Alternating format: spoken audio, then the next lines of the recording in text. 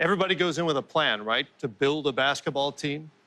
How big is the gap between the plan you start out with and wherever you wind up because of, a million different factors?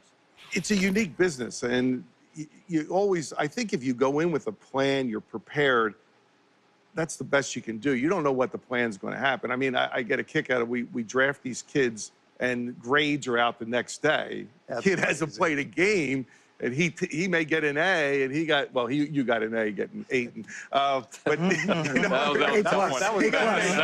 plus. But I was teasing him earlier too. All the money he spent on scouting, and he got a guy from Arizona. If I was the owner, I wouldn't be happy. But so I think if you get a plan and you execute it, whatever happens is down the road, and then you'll get graded on it. But it takes time, and it's all different how this group and what they did and what Masai's done in Toronto. It's incredible how he's pieced it together. And it was a puzzle, but he did it. It's unbelievable. I think what we the parts of our jobs that people don't understand. Like you're dealing with ownership, you're dealing with coaching, you're dealing with media, you're dealing with like these guys have said, your staff. So many things that are pulling you. You haven't even started with all the things that are going to occur, because we're a league full of drama. And trust me, there's something that is going to happen. I always say, when the going is good, just look back, because something is coming in the NBA. Like that's just how the league is. And but at the end of the day, honestly, it's one huge family, and we're all like so appreciative of we've all been in certain circumstances together, somewhere, somehow. As these guys said, it is evaluating basketball, and we are fans watching basketball, and the thought of putting a team together and building it, we all want to win a championship. That's the intrigue, that's the passion, that's our lives, and that's what we do. Well, you're coming off in a really unusual offseason in that you made a coaching change, knowing that you were likely firing the coach of the year to be announced a few weeks later. How detached do you have to be as an evaluator of your team, a team that you cultivated, a team that you built? I think it was a very difficult situation, and rather than, I think, judge it on what happened then, I think it was an evaluation of the whole 5 years, and it really was, I think, the most difficult thing I've ever done, because Coach Casey is unbelievable coach. Ed knows, and he'll even know more. That's the tough part of our business, and sometimes something has to give.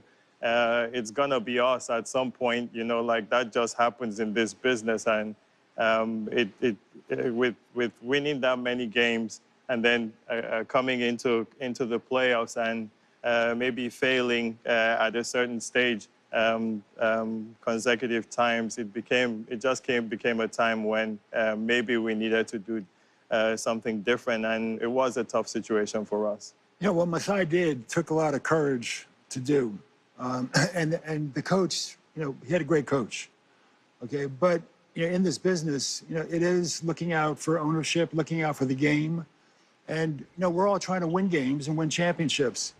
And you work very closely with the players, you work very closely with the coaches and your staff, yet you really have to always take a step back and understand that at some point in time, you're gonna have to make a tough and maybe a controversial decision. So the easy thing, Masai, to do would have been just to continue on and let things play out. But this is a business of tough decisions. And I think it's great that you made a tough decision. And we've all been in that boat, and we'll be in it again. Everyone in this panel has not made a move that was the best decision. We've all had trades that we decided, where they backed out the other team, or you backed out at the end, that made our teams, and we had success. Because there's a lot if the fans could see the whiteboard on all our places, it would be fantasy city of the trades we think we can make. And I always say, because I've had a lot of young guys that have been with me over the years, that you got to think of you know, Masai's sitting there in Toronto. He's just not saying, oh, that's a great trade. He's thinking about his team. See, I have all these young guys I've tried to mentor, and they'll come up with trades on trying to get Toronto's best player. I said, well, what do you think Masai's thinking on that side? It's one of the tough things in this business because we want to win. And I have to do everything in this organization to get us to a championship level. But we're really excited about this, bringing a top 5 player in the NBA into our fold, and hopefully this can elevate us as much as we want. That's what a lot of the young guys who are in our league right now, they get excited, but they're not thinking of what the general manager in Indiana is thinking. They're just thinking what's the best for their franchise at that time. It's amazing that we talk about grades. You just mentioned grades, and everybody is quick to make the grade, like right after like a trade is made, and nobody knows, you know, like we all go into trades trying to get the best, and Kevin's is an unbelievable example, you know, like of the Victor deal. After that deal, I know even me, I looked at it and I was like, man, you know, like I could I have given him something better than that, you know, like type thing, you know, like, and look at what it turned out to be, you know, like they realized something huge for their franchise. People have put thought into this, you know, like people, this is our lives, you know, like we dedicate ourselves. I'm not just saying it, you know, like, because I know these guys, I know how unbelievably hard they work. Nobody sleeps, everybody is just dedicated to this thing every single day.